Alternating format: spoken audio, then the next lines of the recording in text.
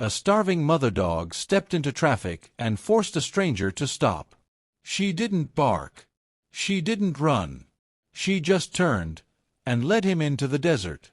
What he found hidden in the brush made his heart drop and revealed just how far a mother will go when her babies are running out of time. Before this story begins, I need you to pause for just a moment. Because what you're about to hear isn't just another animal rescue, it's a reminder of how fragile life can be, and how powerful a single act of compassion truly is. Somewhere on a quiet stretch of an American highway, a desperate cry went unheard by hundreds of passing cars. Most people didn't stop. Some didn't even slow down. But one decision, one human choosing to listen, changed the fate of an entire family forever. As you watch this unfold, I ask you to do 3 small things that make a very big difference. Like this video so more people see stories like this. Subscribe if you believe animals deserve a voice. And stay until the end, because the twist in this rescue is something none of us saw coming. This channel exists because of people like you, people who believe kindness still matters, even when the world feels loud and rushed. Every share helps us rescue another soul. Every comment reminds us we're not alone in caring. Now take a breath. Because what began as a routine drive turned into a moment that would change lives forever. It was late afternoon in northern Arizona, the kind of dry, open road where nothing ever seems to happen. Ethan Cole, a freelance delivery driver, had already been on the road for hours, mentally counting the miles until he could finally head home. Traffic was light. The radio played softly. Everything felt ordinary. Then he saw her. At first, Ethan thought it was a shadow darting across the shoulder. He slowed instinctively. That's when a dog stepped into the road, thin, dust-covered, her body trembling as if every movement hurt. She didn't bark. She didn't run. She stood there and stared directly at him. Ethan hit the brakes. Cars behind him honked angrily as he pulled over, heart racing. The dog didn't bolt like most strays do. Instead, she lowered herself to the pavement and lifted one paw, not in aggression, not in fear, but in something that looked disturbingly like a plea. When Ethan stepped out, she backed away slowly, watching him, eyes wide but steady. Then she turned her head toward the desert brush and took a few steps, stopping to look back at him, waiting. That's when Ethan understood. She wasn't lost. She was asking him to follow. And whatever she was leading him to, she didn't have much time left. Ethan hesitated only for a second before following her. The dog moved slowly, limping slightly as she led him off the shoulder and into the brittle desert brush. Thorns scraped against Ethan's jeans, and the air grew heavy with the smell of dust and heat. This wasn't a place people wandered into willingly, especially not alone. Every few steps, she stopped and looked back, as if checking whether he was still there. Her ribs showed clearly beneath her coat. Up close, Ethan noticed her swollen belly and the raw exhaustion in her eyes. This wasn't just hunger. This was urgency. They reached a shallow dip in the earth, hidden behind mesquite shrubs and discarded debris. The dog suddenly stiffened, ears alert.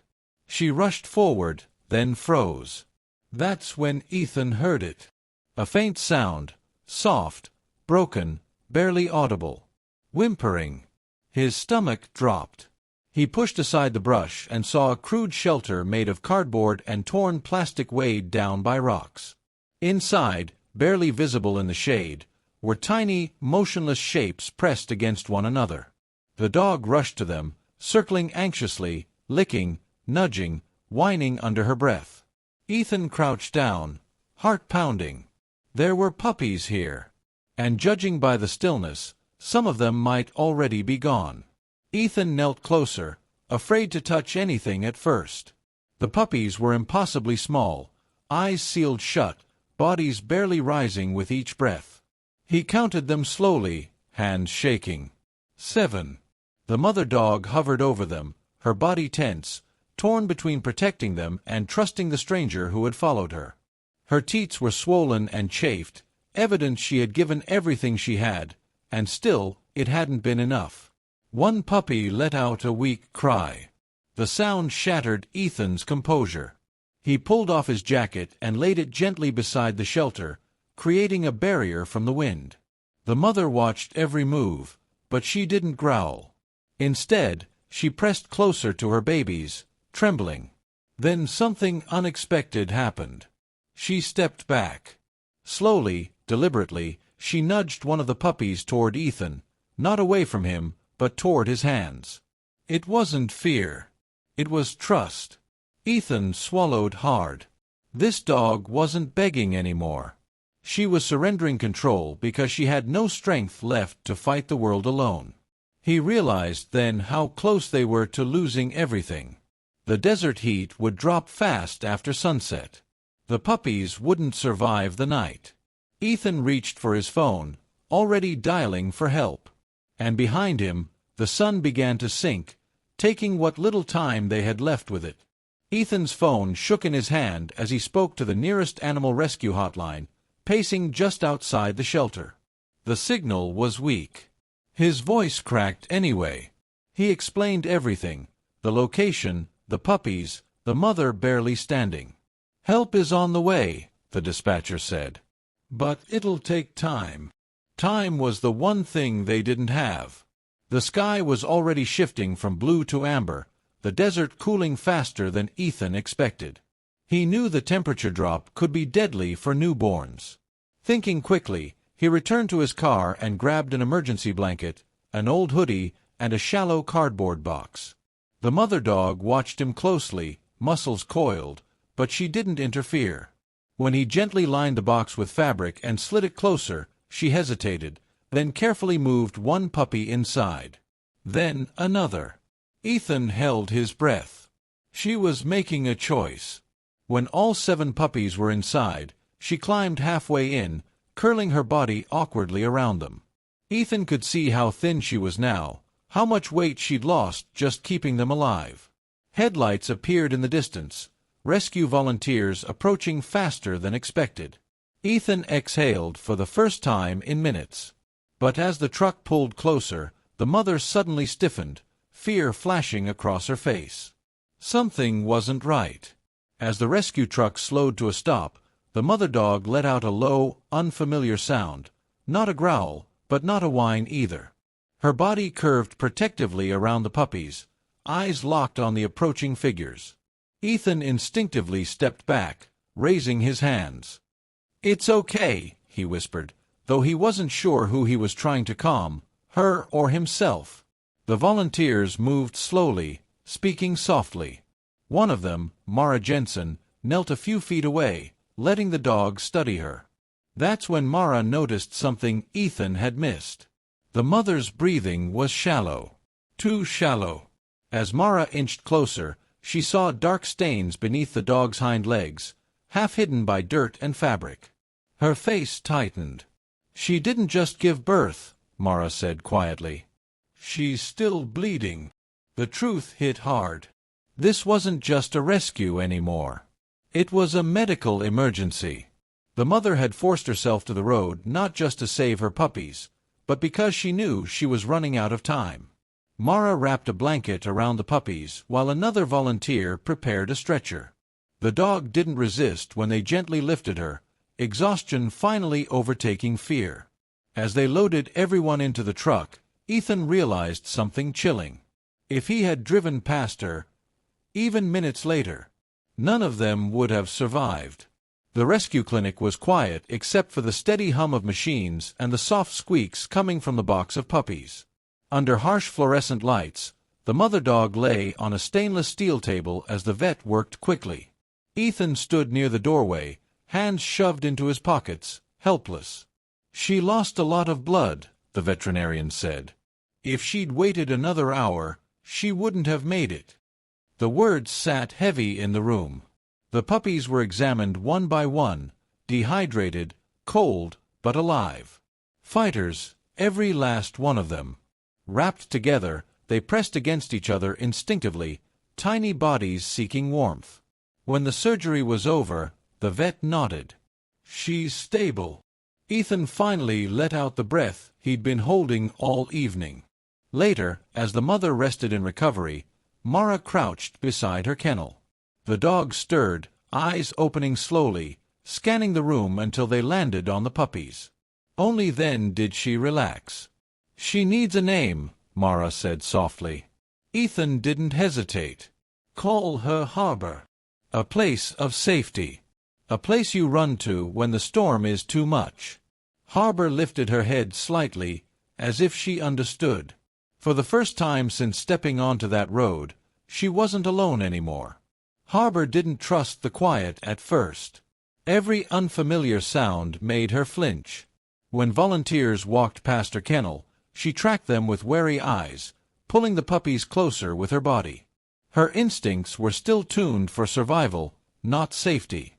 The foster home was small but calm, soft blankets, warm light, and no sudden movements. For the first 2 nights, Harbor barely slept. She stayed awake, ears alert, even when exhaustion pulled at her limbs. But the puppies changed everything. They nursed greedily, their tiny paws kneading against her belly, grounding her in the present. Day by day, their cries grew stronger. Their bodies filled out. And with each small improvement, Harbor's tension loosened just a little. One afternoon, as Mara sat on the floor beside her, Harbor did something no one expected. She leaned in. Not to protect the puppies, but to rest her head against Mara's knee. It lasted only a moment, but it was enough. Trust wasn't coming all at once. It was arriving in fragments, a sigh instead of a flinch, a tail twitch instead of a retreat. Harbor had survived the worst of humanity's neglect. Now, she was slowly discovering the best of it. And the puppies, unaware of the danger they'd escaped, slept peacefully, safe, warm, and loved. The first pair of eyes opened on day 18. It happened quietly, almost unnoticed at first, a thin slit of dark curiosity peeking out from a wrinkled face. By the end of the week, all 7 puppies were blinking at the world, clumsy and uncoordinated, bumping into one another as if discovering gravity for the first time. Harbor watched them constantly. She followed every movement, every wobble, every tiny sneeze. When one strayed too far, she gently pulled it back with her nose, never rough, never rushed. Sunlight became part of their routine. Each morning, Mara carried them outside, placing them on a blanket where warmth soaked into their growing bodies. The puppies wriggled and tumbled, letting out soft squeaks as if surprised by the sky above them. Harbor relaxed in ways no one had seen before. She stretched out fully now, belly exposed, eyes half closed in the sun. Her body was healing. The fear in her gaze had softened into something quieter, relief. But as the puppies grew stronger, something else began to change. Harbor started watching the door. Every time it opened, her ears perked. She wasn't guarding anymore. She was waiting, as if she knew this chapter of her life, and theirs, wouldn't last forever. By the 8th week, the puppies barely resembled the fragile lives found in the desert. They chased one another across the living room, tripping over oversized paws, barking with voices that still cracked mid-sound. Each had developed a personality, one bold, one gentle, one endlessly curious. Harbor watched them with calm attentiveness, intervening only when play grew too rough. The adoption applications began arriving faster than anyone expected. Families came from different states, each story different, each heart clearly ready. Mara was careful. Very careful. These puppies had survived too much to be sent anywhere less than perfect. One by one, the puppies left. No dramatic scenes. No chaos. Just quiet moments. Harbor sniffed each of them as they were lifted away, lingering just a second longer, as if memorizing their scent. She didn't chase. She didn't cry. She simply sat, eyes following them until the door closed. By the final adoption day, only Harbor remained. That night, she lay on her blanket alone for the first time. Mara knelt beside her, unsure what to expect. Harbor rested her head in Mara's lap and sighed, Deep, steady, peaceful. She had done her job. Every single one of her babies was safe. Everyone assumed Harbor's story ended with her puppies. It didn't. As the house grew quieter, something unexpected happened. Harbor changed. Without the constant need to protect, her personality emerged in full. She followed Mara from room to room, nudging her hand for attention, curling up beside her on the couch as if she'd always belonged there. That's when the truth came out. Harbor wasn't just a stray. Her microchip finally traced back to a family 3 states away, a family that had reported a male dog missing nearly a year earlier. The records didn't match. The description didn't either. The vet rechecked everything. Harbor wasn't who they thought she was. She wasn't abandoned after giving birth.